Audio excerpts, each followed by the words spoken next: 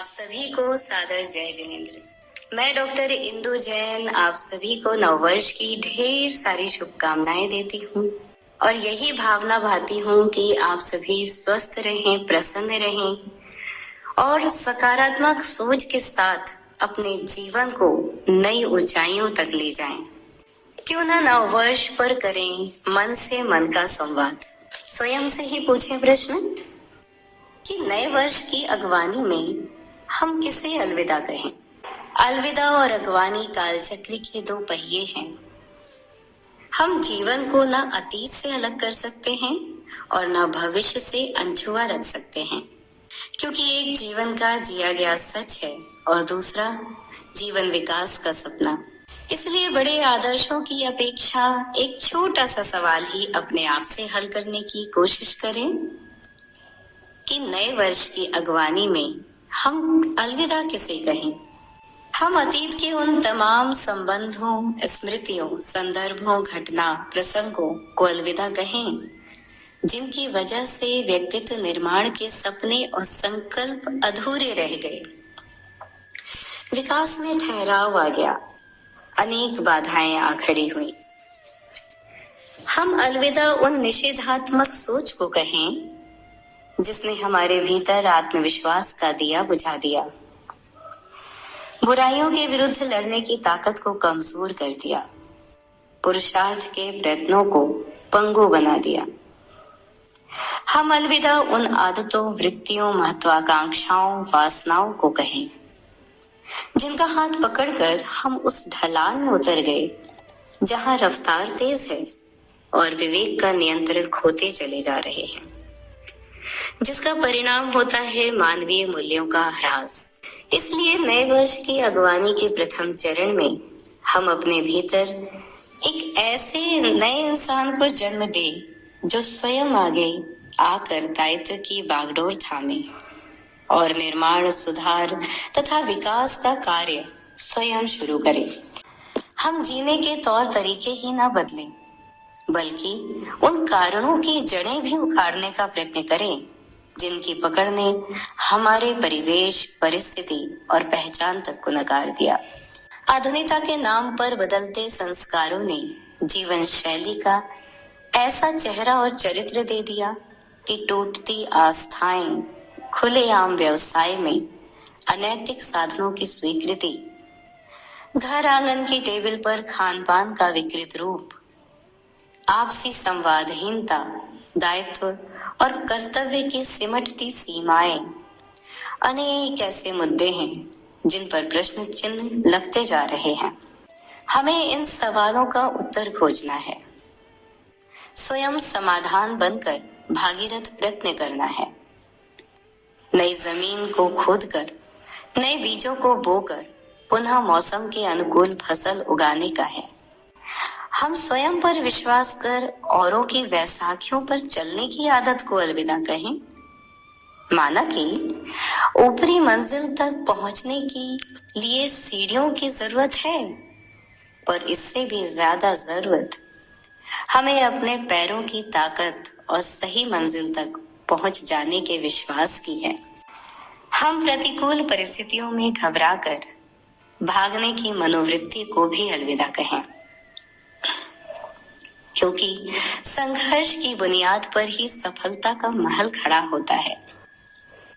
हमें अकेले लड़ने का साहस जागे, क्योंकि सत्य के लिए अकेले ही लड़ना होता है।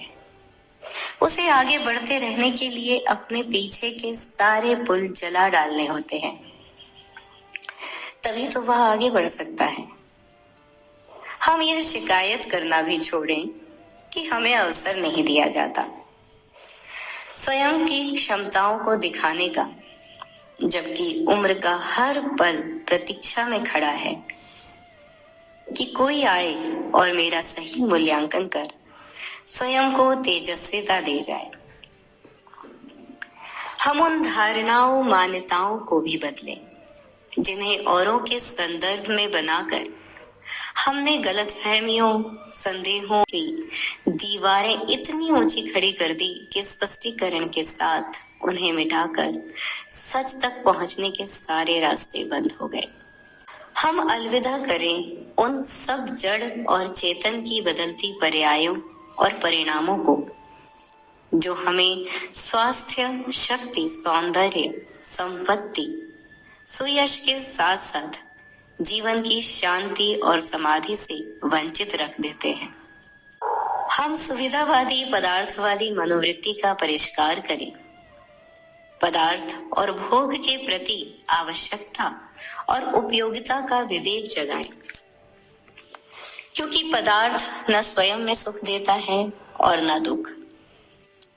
पदार्थ की आसक्ति पकड़ती है मन को और आसक्ति से जन्मता है क्रिया प्रतिक्रिया का भाव। ऐसे क्षणों में संतुलन का अभ्यास ही अस्त व्यस्त बिखराव भरी जीवन शैली को तनावों की भीड़ से बचा सकता है। जीवन में कभी आशा का दामन न छोड़ें, क्योंकि आशा है तो जीवन है। जीवन में जब भी विपदाओं के तूफान उठें, मन घबराए, हौसले पस्त होने लगे, तो याद रखें वालेस दुर्बिन की कविता में कप्तान को नाविक द्वारा दिया गया यह उत्तर। जहाज के कप्तान ने कहा, फर्ज करो कि यह जहाज हमारे वश में ना रहे, चट्टान से टकराकर टूट फूट हो जाए। फर्ज करो कि वह धीरे धीरे डूब जाए, समुद्र में चला जाए और हम अपने को बचा ना सके। मुस्कुराकर नाविक ने उत्तर दिया कि फर्ज करो कि ऐसा ना हो और सदा की भांति हम सुरक्षित पहुंच जाएं। आशा और विश्वास की नन्ही सी किरण पी जाती है निराशा का सघन अंधेरा। सफलता पाने के लिए जरूरी है इस विश्वास को जीना कि मेरे लिए कोई कार्य असंभव नहीं है। अभी तक कोई एक ऐसा आदमी नहीं जन्मा जो मेरा रास्ता रोके। हम कल की चिंताओं को खूंटी पर टांग कर सोने की आदत डालें, क्योंकि चिंताओं का बोझ लादे मन ना सुख से सो सकता है और ना जागते हुए श्रेष्ठ कार्यों को पूर्णता दे सकता है। नए वर्ष की अगवानी में जीवन के महत्वपूर्ण करणीय कार्यों की शुरुआत अभी से करें। इसके लिए हम औरों के सहयोग की प्रतीक्षा न करें, क्योंकि काम की पूर्णता हमारे स्वयं के पुरुषार्थ में है, गतिशीलता में है, संकल्प की दृढ़ता में है, लक्ष्य की निर्णायकता में है। अतीत का जिया गया वह कालखंड हम भुला दें जो भूलों का पश्चाताप देता है, अपराध बोध कराता रहे। मन को अनुमति सिर्फ इतनी सी दें कि फिर ऐसा कुछ भी ना हो जिसे करने के बाद अपराध बोध चैन से जीने ना दे। अतीत में जो खो दिया उसका मातम ना बनाए। हमारे भीतर अनंत शक्ति का स्रोत बह रहा है।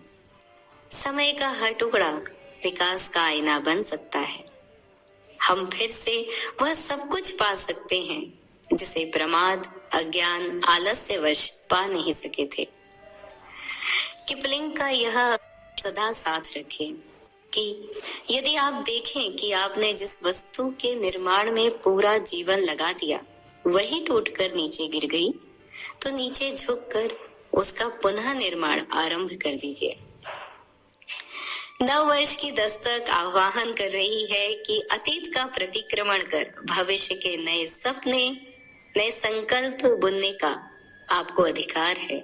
इसलिए अलविदा उस सोच, समय, शक्ति, श्रम, स्वप्न, संकल्प, चाह, भाग्य, नियति और कर्म को दें जिनका साथ अशुभ को जन्म देता है। अगवानी करें उस क्षण की जो सहजता से चला जाए। आत्मविकास की अनंत संभावनाएं खोलता चला जाए सत्य की बंद खिड़कियां। जी हाँ, इस नए वर्ष अपनी बुराइयों पर विजय प्राप्त करें और अपनी अच्छाइयों के साथ, सकारात्मक सोच के साथ उन ऊंचाइयों पर पहुंचें जिसके आगे राह नहीं है। जीवन उत्साह और उमंग से भर दे।